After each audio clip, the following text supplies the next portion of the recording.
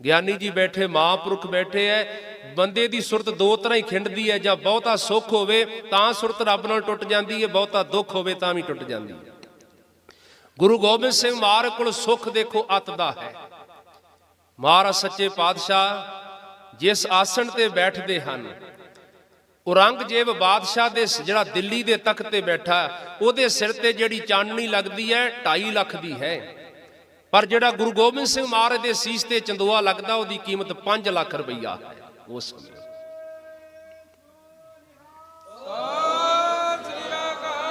ਪੰਜ ਕਲਾ ਸ਼ਸਤਰ ਹੈ, ਚੰਦਨ ਦੀ ਚੌਂਕੀ ਹੈ ਪਾਤਸ਼ਾਹ ਦੇ ਚਰਨਾਂ ਦੀ।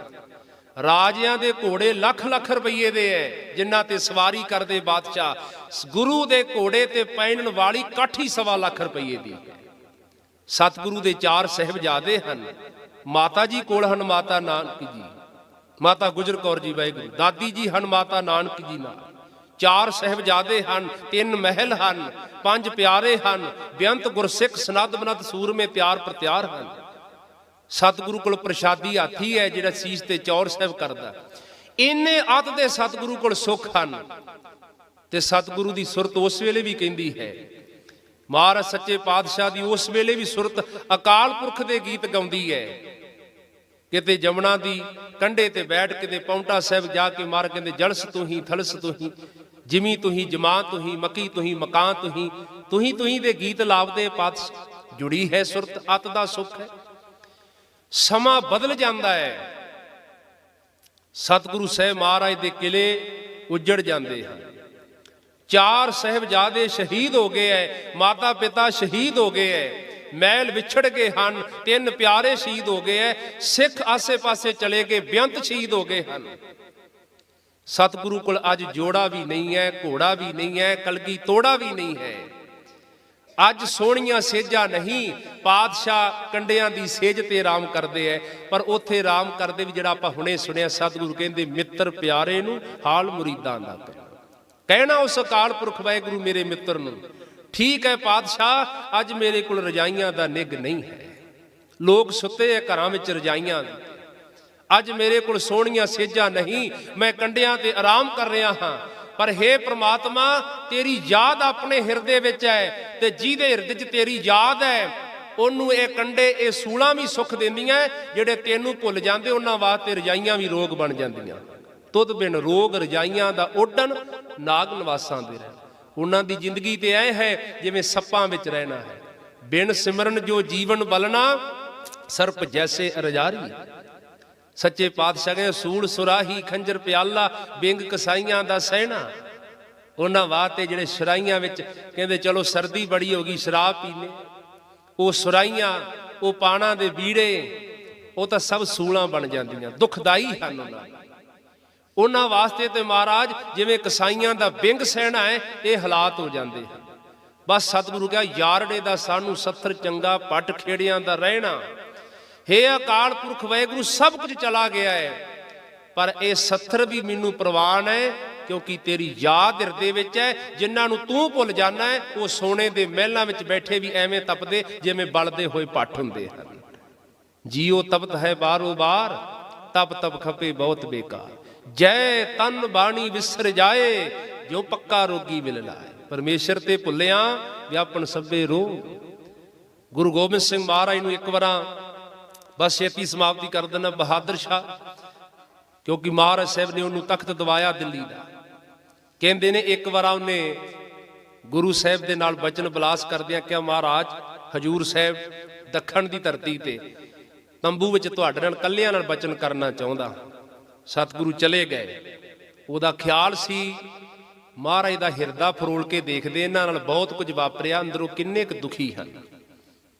ਫਰੋਲਣਾ ਚਾਹੁੰਦਾ ਸੀ, ਕਿਉਂਕਿ ਕਿਸੇ ਦਾ ਆਪਾਂ ਦੁੱਖ ਫਰੋਲਣਾ ਹੋਵੇ ਤੇ ਇੱਕ ਗੱਲ ਆਪਾਂ ਬਾਹਰੋਂ ਕਰਦੇ, ਫਿਰ ਉਹ ਆਪਣੇ ਦੁੱਖ ਦੱਸਦਾ। ਉਹ ਸੋਚਦਾ ਸ਼ਾਇਦ ਗੁਰੂ ਵੀ ਦੁਖੀ ਹੋਏਗਾ। ਕਹਿੰਦੇ ਮਹਾਰਾਜ ਮੈਨੂੰ ਬੜਾ ਅਫਸੋਸ ਹੈ, ਤੁਹਾਡੇ ਕਿਲੇ ਜਾਂਦੇ ਰਹੇ, ਤੁਹਾਡੇ ਮਾਤਾ ਪਿਤਾ ਸ਼ਹੀਦ ਹੋ ਗਏ, ਤੁਹਾਡੇ 4 ਸਾਹਿਬਜ਼ਾਦੇ ਸ਼ਹੀਦ ਹੋਏ, ਬੇਅੰਤ ਸਿੱਖ ਸ਼ਹੀਦ ਹੋ ਗਏ, ਤੁਹਾਡੇ ਕੋਲ ਸਭ ਸਾਜੋ ਸਮਾਨ ਇੱਕ ਵਾਰਾਂ ਜਾਂਦਾ ਰਿਹਾ। ਕੀ ਮਹਿਸੂਸ ਕਰਦੇ ਹੋ ਅੰਦਰੋਂ ਪਾਤਸ਼ਾਹ, ਤੁਹਾਡੇ ਅੰਦਰ ਕੀ ਮਹਿਸੂਸ ਹੁੰਦਾ ਹੈ? ਤੋ ਮਹਾਰਾਜ ਜਿਹੜਾ ਜਵਾਬ ਦੇਖਦੇ ਹੈ, ਇੱਕ ਵਿਦਵਾਨ ਨੇ 2 ਪੰਕਤੀਆਂ ਲਿਖੀਆਂ ਹਨ। ਉਹ ਦੋ ਪੰਕਤੀਆਂ 'ਚ ਗੁਰੂ ਗੋਬਿੰਦ ਸਿੰਘ ਦਾ ਸਾਰਾ ਹੀ ਜੀਵਨ ਕਹਿ ਗਿਆ।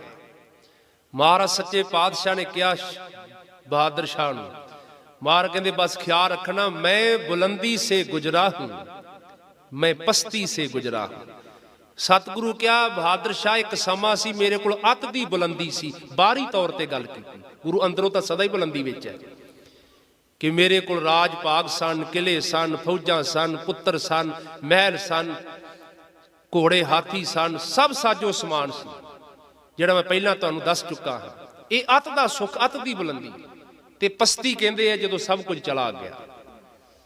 ਜਦੋਂ ਮੈਂ ਮਾਛੀਵਾੜੇ ਦੇ ਜੰਗਲਾਂ ਸਾਂ, ਜਾਮਾ ਵੀ ਲੀਰੋਂ ਲੀਰ ਸੀ, ਪਾਵਨ ਚਰਨਾਂ 'ਚ ਕੰਡੇ ਵੱਜ ਵੱਜ ਕੇ ਖੂਨ ਸਿਮਦਾ ਸੀ, ਲੱਤਾਂ ਤੇ ਝਰੀਟਾਂ ਸਨ, ਛਕਣ ਲਈ ਭੋਜਨ ਨਹੀਂ, ਜਲ ਛਕਣ ਲਈ ਨਹੀਂ, ਟਿੰਡ ਦਾ ਸਰਾਣਾ ਸੀ ਸਤਿਗੁਰੂ ਦਾ। ਉਹਨੂੰ ਕਹਿੰਦੇ ਪਸਤੀ, ਨਿਮਾਣ ਵਾਲਾ ਪਾਸਾ ਬਾਹਰੀ ਤੌਰ ਤੇ।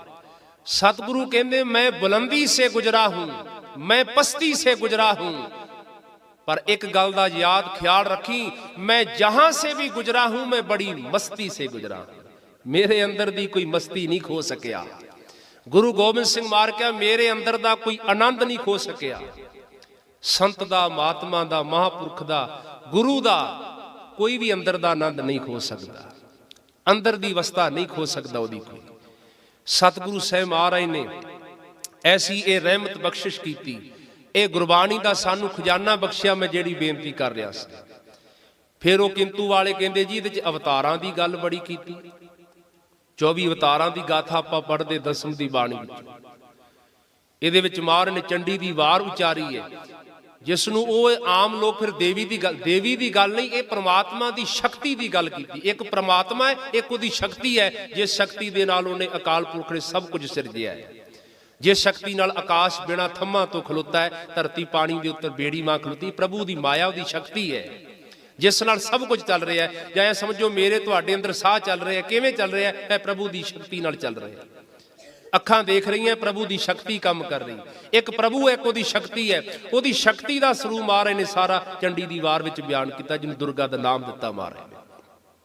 24 अवतारां दी गाथा, क्योंकि आप गुरु ग्रंथ साहिब की बाणी पढ़ांगे तो पंक्ति आएगी राम गयो रावण गयो जाको बहु परिवार, ये कृष्ण जी की गल आएगी, ब्रह्मा जी की गल, शिव जी की गल आएगी। तो फिर आपां नूं किवें पता लगेगा रामचंद्र जी कौन, कृष्ण जी कौन सन, रावण कौन सी? गुरु गोबिंद सिंह महाराज ने सारे अवतारां की गाथा लिखी। ये किवें आए संसार ते, इन्हां ने की कार्य कीते, किवें संसार तो गए, सब अवतारां की गाथा खोल के रखती। ऐ कुछ शिवजी जी ने किया, रामचंद्र जी ने किया, ऐ कृष्ण जी का जीवन से सारा महाराज ने दस दिता। पर यह भी क्या है, ऐ ना समझना मैं अवतारां दा पूजक हाँ, मैं ना गनेसे प्रथम मनाऊं, किसन बिसन कबू ना त्याऊं, कान सुने पहचान ना तिन सो, लिव लागी मोरी पग सो। ऐ तो मैं तुहाडे ज्ञान के वादे वाद दस रहा, तो अवतारां की कोई निंदिया नहीं, अवतार सारियां दे सांझे हुंदे हैं। 14 कला दे के रामचंद्र जी आए, 16 कला कृष्ण जी आए हैं, परमेश्वर के भेजे अवतार हैं, महान पुरख हैं, मान उच्चियां वस्तां वाले अपने युग के अवतारी पुरष हैं। उन्हां दी गाथा सतगुरु ने साडे खोल के दस दी। होर कितों पढ़ांगे, कितों गल वध मिलेगी तो घट मिलेगी, सतगुरु ने दस दिता ऐ कुछ है। यह भी ज्ञान सिखां नूं इत्थों मिल जाए। फिर सच्चे पातशाह ने अगे देखो दंभ पखंड का खंडन करने वास्ते हुणे आपां सवैयां की बाणी सुनी, फिर शब्द हजारियां की बाणी उचारी महाराज साहब ने। इस तरह शस्त्र नाम माला की बाणी का हुणे भोग सरवण किया, सतगुरु ने किंडी महिमा की। फिर चरित्रोपख्यान की गल आउंदी, इहदे ते फिर बहुता रौला पाउंदे। ਇਹਦਾ भी यही कारण सी ਜਿਹੜੇ 405 चरित्र मार लिखे, क्योंकि दमदमा साहब की धरती जो माता सुंदरी जी ने पूछया मेरे पुत्र कित्थे हैं, तो सतगुरु ने कहा इन पुत्रन के सीस पर वार दिए सुत चार, चार मुए तो क्या पाया जीवित कई हजार, ऐ मेरे पुत्र ने ऐ मेरियां धीआं। जो पुत्र धी बना लिया, इत्थे आपां भी गृहस्थी बैठे हैं, फिर बाप नूं मां नूं अपनी औलाद का बड़ा फिक्र हुंदा है किहड़ी सोसाइटी च प्यार है। जद ही कोई इस्त्री के अंदर काम की वासना वधदी है, वो अपने आचरण तो डिगदी है, वो गणका का रूप धारदी है, वेसवा का रूप धारदी है। मर्द के अंदर वासना वधेगी, वो बलात्कारी दुराचारी बनेगा। हुण आपां देख रहे की कोई समाज ते चलदा है। गुरु गोबिंद सिंह महाराज ने कहा तू मेरा पुत्र है, ये मेरी धी है। इन्नियां कहानियां लेके इहदे च सिक्ख्या दे दित्ती है, ऐ मेरे पुत्र मेरी धी इस रस्ते ना चलना, किते कल नूं ऐ ना होवे कि मेरे पुत्र नूं कोई बलात्कारी ते दुराचारी कहे, मेरी धी नूं वेसवा गणका कहे। इस करके ते इन्ना ज्ञान बख्श दिता, जेड़े इस रस्ते चलदे उन्हां नाल आ कुछ हो जांदा।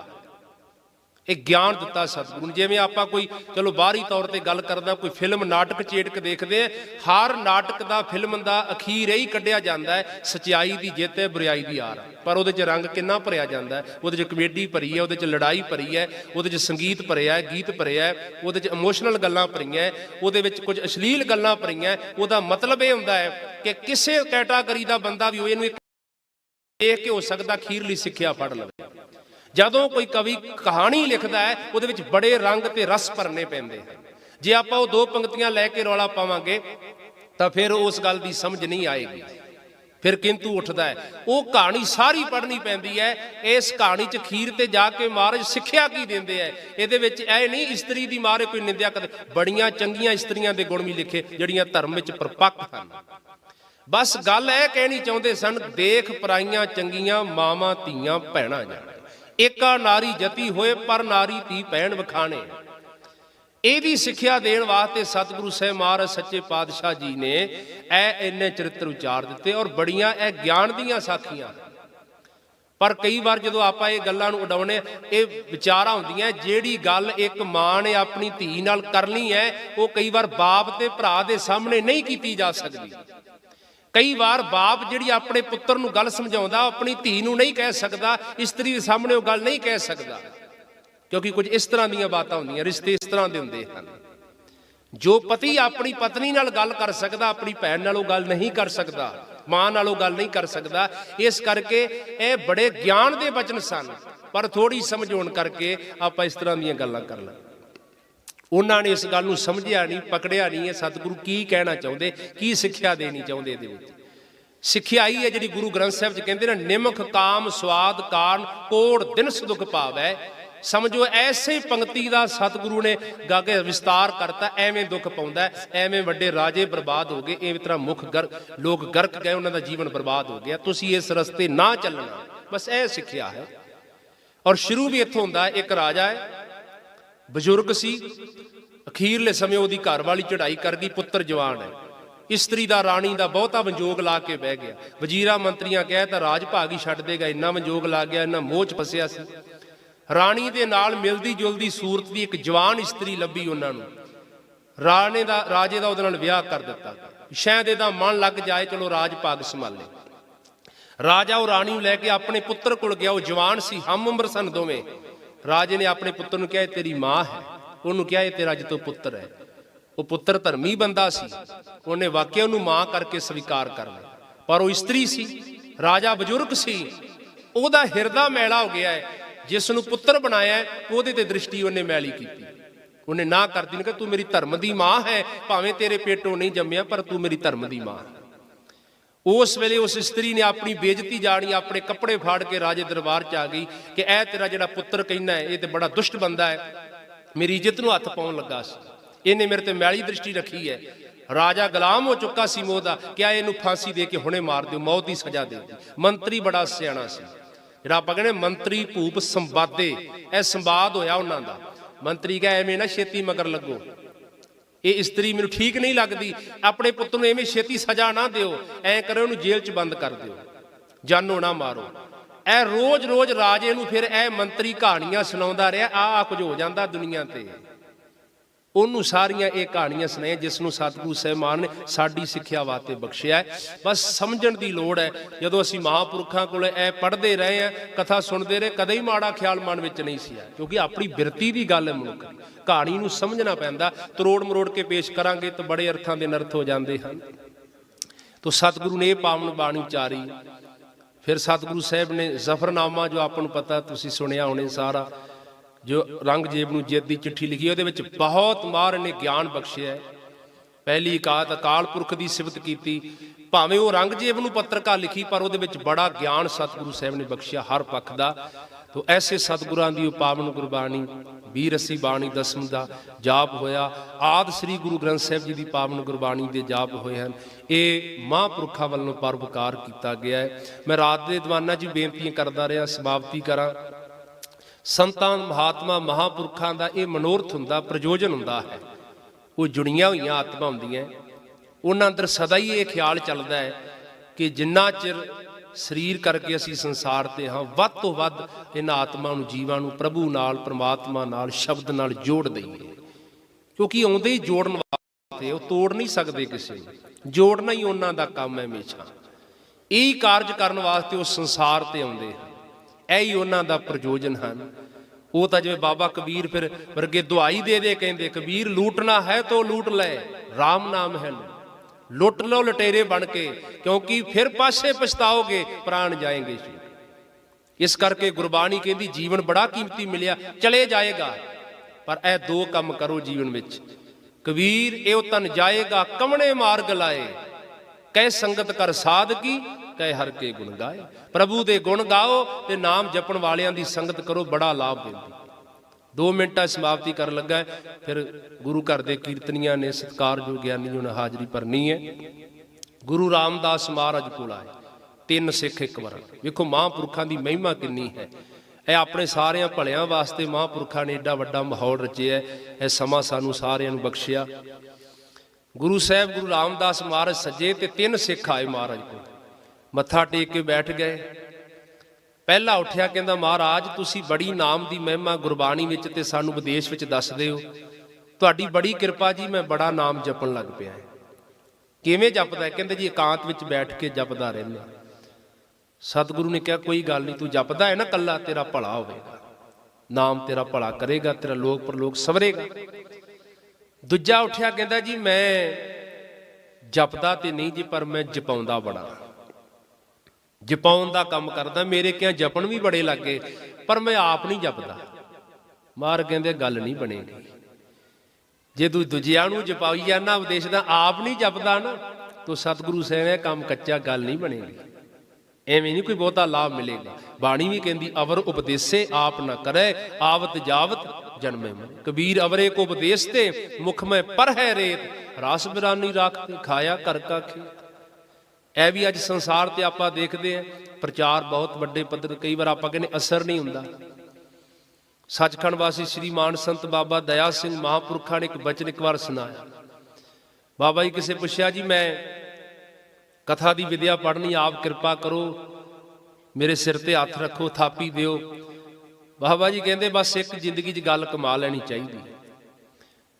ਬਾਬਾ ਜੀ ਕਹਿੰਦੇ ਜਿਵੇਂ ਬਰੂਦ ਹੁੰਦਾ ਹੈ ਨਾ, ਜਿਹਨੂੰ ਆਪਾਂ ਗੋਲੀਆਂ ਕਹਿੰਦੇ, ਕਹਿੰਦੇ ਬਰੂਦ ਗੋਲੀ ਨੂੰ ਕੋਈ ਹੱਥ ਵਿੱਚ ਬੰਦਾ ਫੜ ਲੇ ਨਾ, ਹੱਥ ਵਿੱਚ ਫੜ ਕੇ ਤੇ ਕਿਸੇ ਦੇ ਵਗਾਤੀ ਮਾਰੇ, ਉਹ ਗੋਲੀ ਕਿਸੇ ਦੇ ਮੱਥੇ 'ਚ ਵੱਜੇ, ਛਾਤੀ ਤੇ ਵੱਜੇ, ਕੋਈ ਨੁਕਸਾਨ ਨਹੀਂ ਕਰੇਗੀ, ਥੋੜਾ ਬਹੁਤਾ ਹੋ ਸਕਦਾ ਕੋਈ ਮੱਥੇ ਤੇ ਦਾਗ ਪਾ ਦੇ। ਪਰ ਜੇ ਉਸੇ ਬਰੂਦ ਨੂੰ ਕੋਈ ਪਿਸਟਲ ਦੇ ਵਿੱਚ, ਰਾਈਫਲ ਦੇ ਵਿੱਚ ਪਾ ਕੇ ਚਲਾਏ, ਸਾਹਮਣੇ ਜਿਸ ਦੇ ਵੱਜੇਗੀ ਉਹਦਾ ਸਰੀਰ ਸਾਰਾ ਪਾੜ ਕੇ ਸੁੱਟ ਦੇਗਾ।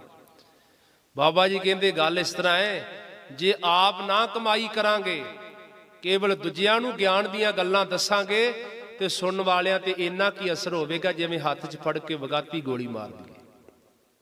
ਪਰ ਜੇ ਆਪ ਕਮਾਈ ਕਰਾਂਗੇ, ਸ਼ਬਦੀ ਕਰਾਂਗੇ, ਨਿਤਨੇਮ ਕਰਾਂਗੇ, ਆਪ ਉਸ ਰਸਤੇ ਚੱਲਾਂਗੇ, ਪਹਿਲਾਂ ਜਿਹੜੇ ਰਸਤੇ ਆਪ ਚੱਲ ਰਹੇ, ਜਦੋਂ ਉਹ ਉਪਦੇਸ਼ ਦਿਆਂਗੇ ਗੁਰੂ ਦੇ ਚਰਨਾਂ 'ਚ, ਉਹ ਐਵੇਂ ਅਸਰ ਕਰੇਗਾ ਜਿਵੇਂ ਕੋਈ ਪਿਸਟਲ ਵਿੱਚ ਪਾ ਕੇ ਗੋਲੀ ਚਲਾਈ ਜਾਵੇ, ਉਹ ਅਨਿਆਲੇ ਤੀਰ ਵਾਂਗ ਜਾ ਕੇ ਵੱਜੇਗੀ। ਜਿਹਨੂੰ ਬਾਬਾ ਕਹਿੰਦੇ ਕਬੀਰ ਸਤਿਗੁਰ ਸੂਰਮੇ ਬਾਹੇ, ਬਾਹਿਆ ਬਾਣ ਜੋ ਏਕ, ਲਾਗਤ ਹੀ ਪੋਏ ਗਿਰ ਪਰਿਆ, ਪਰਿਆ ਕਲੇਜੇ ਸ਼ੇ।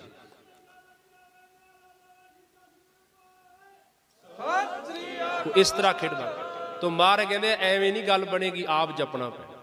ਤੀਜਾ ਉੱਠਿਆ, ਜਿਵੇਂ ਸੰਤ ਬਾਬਾ ਰਜਿੰਦਰ ਸਿੰਘ ਖਾਲਸਾ ਮਹਾਂਪੁਰਖ ਇੱਥੇ ਆਪ ਕਮਾਈ ਕਰ ਰਹੇ, ਜੋੜ ਰਹੇ ਹਨ। ਜਿਵੇਂ ਵੱਡੇ ਮਹਾਂਪੁਰਖ ਸੱਚਖੰਡ ਵਾਸੀ ਸ਼੍ਰੀ ਮਾਨ ਸੰਤ ਬਾਬਾ ਸੰਤੋਖ ਸਿੰਘ ਜੀ, ਉਹਨਾਂ ਨੇ ਆਪ ਕਮਾਈ ਕੀਤੀ, ਜਪਣ ਦੀ ਪ੍ਰੇਰਨਾ ਦਿੱਤੀ। ਜਿਵੇਂ ਸੱਚਖੰਡ ਵਾਸੀ ਸ਼੍ਰੀ ਮਾਨ ਸੰਤ ਬਾਬਾ ਦਇਆ ਸਿੰਘ ਸੁਰ ਸਿੰਘ ਵਾਲੇ, ਜਿਨ੍ਹਾਂ ਦੀ ਅਸੀਂ ਸੰਗਤ ਕੀਤੀ ਉਹਨਾਂ ਜੀਵਨ ਦੇ। ਉਹ ਤੀਸਰਾ ਸਿੱਖ ਉੱਠਿਆ, ਕਹਿੰਦੇ ਮਹਾਰਾਜ ਤੁਹਾਡੀ ਕਿਰਪਾ ਨਾਲ ਜਪ ਵੀ ਰਿਹਾ ਹੈ ਤੇ ਜਪਾ ਵੀ ਰਿਹਾ। ਮਹਾਰਾਜ ਕਹਿੰਦੇ ਕਿਵੇਂ? ਕਹਿੰਦੇ ਜੀ ਅੰਮ੍ਰਿਤ ਵੇਲੇ ਉੱਠਦਾ, ਇਸ਼ਨਾਨ ਕਰਦਾ, ਜਪ ਕਰਦਾ, ਗੁਰਬਾਣੀ ਦਾ ਨੇਮ ਕਰਦਾ, ਫਿਰ ਸਤ ਸੰਗਤ ਜਾਂਦਾ, ਕਥਾ ਕੀਰਤਨ ਸੁਣਦਾ, ਅਰਦਾਸ ਸਮਾਪਤੀ ਹੁੰਦੀ, ਘਰ ਆਉਂਦਾ, ਜਲ ਪਾਣੀ ਛਕਦਾ, ਫਿਰ ਦੁਕਾਨਦਾਰੀ ਕਰਦਾ ਸਾਰਾ ਦਿਨ। ਸਤਿਗੁਰੂ ਨੇ ਕਾਰੋਬਾਰ ਤੋਂ ਮਨਾਹੀ ਨਹੀਂ ਕੀਤੀ, ਕਿਰਤ ਤੋਂ। ਕਿਰਤ ਕਰਾਂਗੇ, ਕਾਰੋਬਾਰ ਕਰਾਂਗੇ, ਧਨ ਆਏਗਾ, ਸਾਡਾ ਤਨ ਸਵਰੇਗਾ, ਸਾਡਾ ਲੋਕ ਸਵਰੇਗਾ। ਧਰਮ ਦੀ ਕਮਾਈ ਕਰਾਂਗੇ, ਨਾਮ ਜਪਾਂਗੇ, ਸਾਡਾ ਪ੍ਰਲੋਕ ਸਵਰੇਗਾ। ਦੋਵੇਂ ਕੰਮ ਕਰਨ। ਤੋ ਕਹਿੰਦੇ ਜੀ ਦੁਕਾਨਦਾਰੀ। ਫਿਰ ਮਹਾਰਾਜ ਕਹਿੰਦੇ ਉੱਥੇ ਕਿਵੇਂ? ਕਹਿੰਦੇ ਜਦੋਂ ਗਾਹਕ ਆਉਂਦੇ ਆ ਨਾ, ਮੇਰੇ ਕੰਮ ਹੀ ਉਹਨਾਂ ਨੂੰ ਸੌਦਾ ਤੋਲਦੇ, ਮੈਂ ਉਹਨੂੰ ਬਾਂਹ ਫੜ ਕੇ ਕਹਿੰਦਾ ਭਰਾਵਾ ਜੀਵਨ ਬੜਾ ਕੀਮਤੀ ਮਿਲਿਆ, ਕੁਝ ਸਮਾਂ ਜ਼ਰੂਰ ਰੱਬ ਦਾ ਨਾਮ ਜਪਿਆ ਕਰ, ਜ਼ਰੂਰ ਬੰਦਗੀ ਕਰਿਆ ਕਰ। ਮੈਂ ਉਹਨੂੰ ਦਲੀਲਾਂ ਪ੍ਰਮਾਣ ਗੁਰਬਾਣੀ ਦੇ ਕੇ ਸਮਝਾਉਣਾ ਹੈ। ਤੁਹਾਡੀ ਕਿਰਪਾ ਦੇ ਨਾਲ ਮਹਾਰਾਜ ਕਈ ਨਾਮ ਜਪਣ ਲੱਗ ਪਏ। ਜਦੋਂ ਗੁਰੂ ਰਾਮਦਾਸ ਜੀ ਨੇ ਸੁਣਿਆ ਨਾ ਵੀ ਤੂੰ ਜਪਦਾ ਵੀ ਹੈ ਤੇ ਤੂੰ ਜਪਾਉਣਾ ਵੀ ਹੈ। ਦੇਖੋ ਅੱਜ ਤਾਂ ਲੋਕ ਕਹਿੰਦੇ ਜੀ ਮਹਾਤਮਾ ਮਹਾਂਪੁਰਖਾਂ ਨੂੰ ਸਿਰ ਝੁਕਾਉਣਾ ਨਮਸਕਾਏ ਤੇ ਪਾਪ ਹੋ ਜਾਏਗਾ, ਸਰੀਰਾਂ ਦੀ ਪੂਜਾ। ਪਰ ਬਾਣੀ ਕਹਿੰਦੀ ਕਹੇ ਨਾਨਕ ਇਹੋ ਸਰੀਰ ਪ੍ਰਵਾਨ ਹੋਆ ਜਿਹਨੂੰ ਸਤਿਗੁਰ ਸਿਓ ਚਿਤ ਲਾਇਆ। ਉਹ ਸਰੀਰ ਵੀ ਪ੍ਰਵਾਨ ਹੈ। ਉੱਠੇ ਮਹਾਰਾਜ ਨੇ ਦੋਵਾਂ ਬਾਹਾਂ ਤੋਂ ਫੜ ਕੇ ਘੁੱਟ ਕੇ ਗਲ ਨਾਲ ਲਾਇਆ।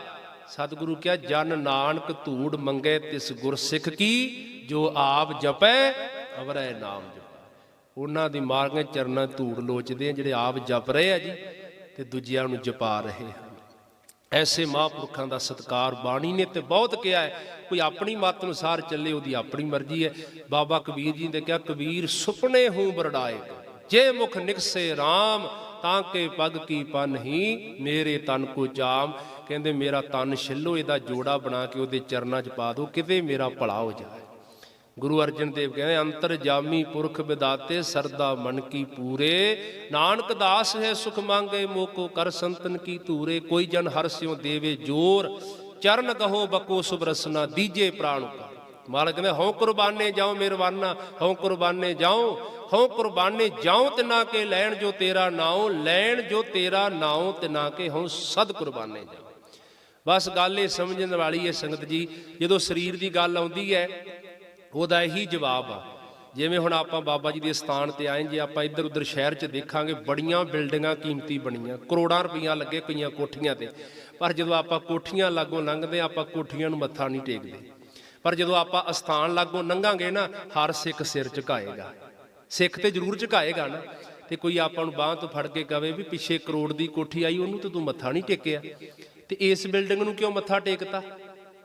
ਕਿਉਂਕਿ ਉਹਦੀ ਤਰਕ ਆ ਵੀ ਉਸੇ ਸੀਮੈਂਟ ਬਜਰੀ ਰੇਤਾ ਇੱਟਾਂ ਨਾਲ ਇਹ ਸਥਾਨ ਬਣਿਆ, ਉਸੇ ਨਾਲ ਘਰ ਬਣਿਆ। ਤੇ ਸਾਡਾ ਜਵਾਬ ਇਹ ਹੋਵੇਗਾ ਕਿ ਬਾਹਰੀ ਮਟੀਰੀਅਲ ਇੱਕੋ ਜਿਹਾ ਹੈ, ਪਰ ਇਹਦੇ ਅੰਦਰ ਸ਼ਬਦ ਦਾ ਪ੍ਰਕਾਸ਼ ਹੈ। ਗੁਰੂ ਗ੍ਰੰਥ ਸਾਹਿਬ ਹੈ, ਸ਼ਬਦ ਦਾ ਪ੍ਰਕਾਸ਼ ਹੈ। ਇਹ ਹੁਣ ਬਿਲਡਿੰਗ ਨਹੀਂ ਰਹਿ ਗਈ, ਇਹ ਗੁਰਦੁਆਰਾ ਹੈ, ਇਹ ਪੂਜਣ ਯੋਗ ਹੋ ਗਿਆ ਹੈ। ਸੰਗਤ ਜੀ ਸੰਤਾਂ ਦਾ ਸਰੀਰ ਸਾਡੇ ਵਰਗਾ